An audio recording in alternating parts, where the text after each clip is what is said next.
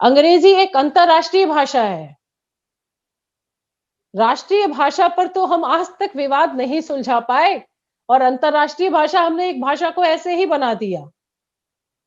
भारत के कितने छात्र छात्राओं को अंतरराष्ट्रीय स्तर पर जाकर काम करना है? क्या सबको करना है? नहीं करना। फिर इतनी जद्दोजहद, इतनी तकलीफ किस लिए? और अंतरराष्ट्रीय भाषा क्या होता है? अंग्रेजी अन्य देशों के साथ एक बड़ी संपर्क भाषा है, ये हो सकता है। और आजकल तो इतनी अच्छी तकनीकी है अनुवाद के लिए, द्विभाषियों की इतनी फौज है कि इसकी कोई आवश्यकता नहीं होती। बहुत सारे देश अपनी भाषा में काम करके और उसको पूरी दुनिया में स्थापित कर रहे हैं, स्वयं को स्थापित कर रहे हैं। लेकिन हमारे यहाँ क्या लाभ है? इसके पीछे देखिए क्या है। अब आईआईटी का बच्चा पढ़ता है, विज्ञान का बच्चा पढ़ता है और अंग्रेजी में वो पढ़ रहे हैं।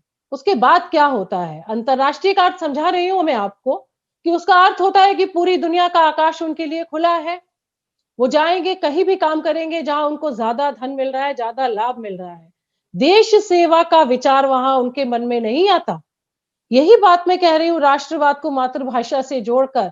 यदि बालक मातृभाषा में पढ़ा ही नहीं तो कहां से देश सेवा का विचार आएगा? आप देखिए कितना जबरदस्त पलायन है, प्रतिभा पलायन। हम बहुत गौरवान्वित होते हैं, नासा में वैज्ञानिक भारतीय मूल का है, उस वहां पर ये भारतीय मूल का बन गया, वो भारतीय मूल का बन गया, लेकिन वो उस देश का ही नागरिक हो गया है। उसका लाभ हमें नहीं मिलना है, हम थोते ही खुश हो रहे हैं। लेकिन जो काम हम अपने देश में करा सकते हैं, अपने बच्चों को उनकी मातृभाषा में शिक्षा देकर, उनकी बौद्धिक क्षमताओं को बढ़ाकर, उनकी कुशलता को बढ़ाकर जो काम हम उनसे करा सकते हैं, वो हम उनसे नहीं करवा पा रहे हैं। यदि हमारी सारी तकनीकी शिक्षा तक भी हम ये सुनिश्चित कर लें कि हमें अपनी ही भाषाओं में शिक्षा दीक्षा करानी है, तो मैं आपसे कह रही हूं कि ये जो सारे इंजीनियर हैं, जिनको बहुत लालसा है बाहर जाके काम करने की, वो इस देश की सेवा करेंगे। नित नए मौलिक आविष्कार होंगे, नई नई चीजें निकल कर आएंगी, वो इस धरती से जुड़ेंगे।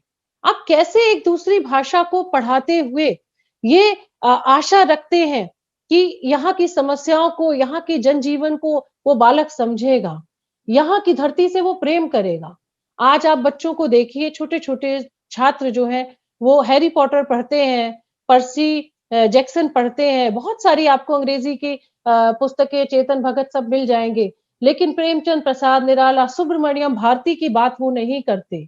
नई पीढ़ी की मैं बात कर रही हूँ, जो आजकल स्कूलों में पढ़ रही है, वो नहीं करते। उससे वो नहीं जुड़ना चाहते, उससे वो अपरिचित है। देखिए एक और बहुत बड़ा संदर्भ है इसमें। जब ये भाषा आई तो ये अंग्रेजों की भाषा थी।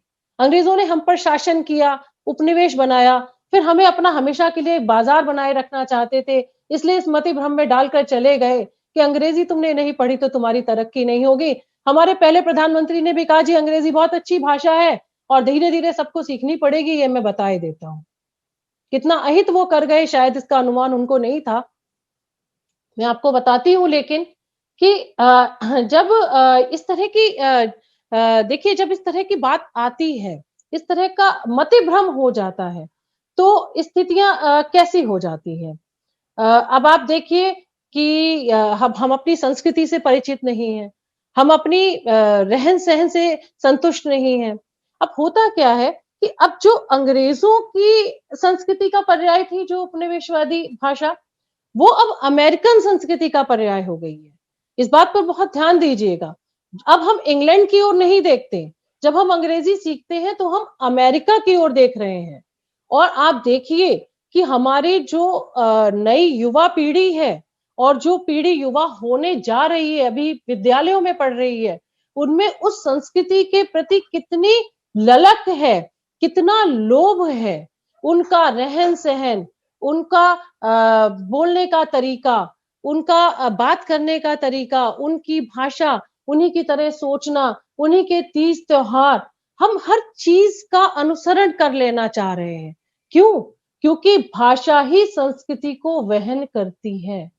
इस विश्व में जिस-जिस देश ने अपनी भाषा को छोड़कर अंग्रेजी को अपना लिया है, आज अगर जाकर आप उनकी संस्कृति को देखेंगे, तो आप देखेंगे कि वहाँ वो संस्कृति, उनकी संस्कृति की वो जड़ें नहीं मिलेंगी, जिन्हें हम अभी तक तो बचा पाए हैं।